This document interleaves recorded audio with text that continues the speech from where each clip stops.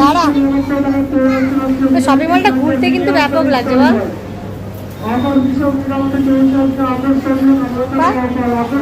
Shopping মলটা ঘুরতে heavy লাগছে, ঘুরতে কিন্তু ব্যাপক লাগছে।